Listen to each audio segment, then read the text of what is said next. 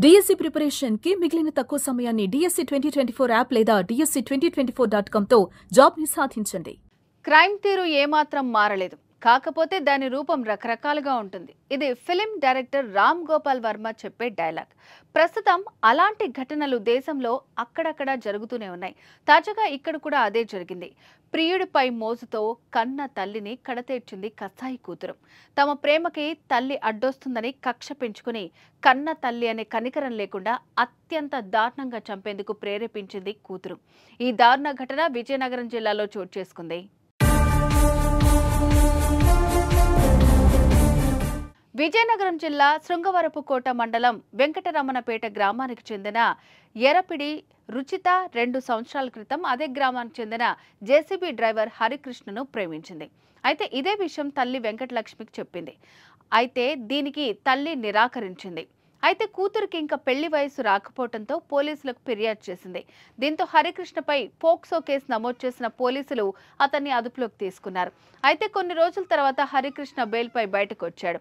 అయితే అతను బయటకు వచ్చేటప్పటికి సరిత మేజర్ ఇదే విషయం తల్లి వెంకటలక్ష్మికి చెప్పింది. కానీ ఆమె నిరాకరించింది.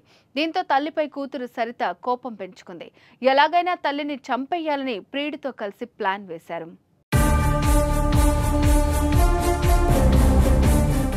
అనుకున్నట్లుగానే రాత్రి సమయంలో తల్లిని ఊరి చివరున్న నూతి వద్దకు తీసుకువెళ్ళింది.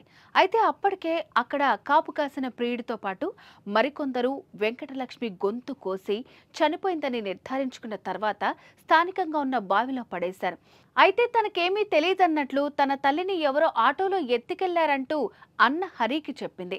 వెంటనే గ్రామస్తులంతా వెళ్లి రాత్రంతా చుట్టుపక్కల ప్రాంతాల్లో వెతికి అనంతరం పోలీసులకు సమాచారం ఇచ్చారు.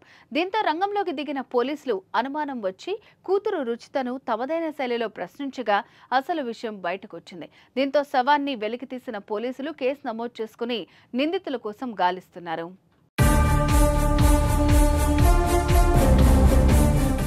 ఎర్రాప్రగడ హరికృష్ణ అనే వ్యక్తి వాళ్ళ అమ్మగారు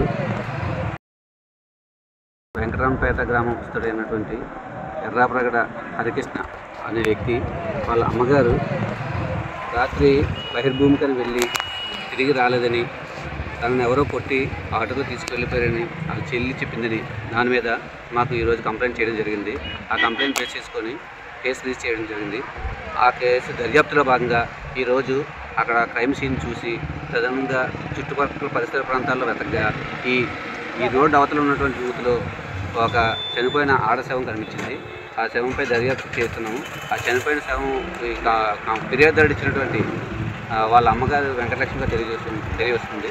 దాని మీద ఇన్క్వెస్ట్ అది నిర్వహించి తదుపరి నిర్వహించి దీని కార్యక్రమం వ్యక్తులుగా చర్య తీసుకుంటాం.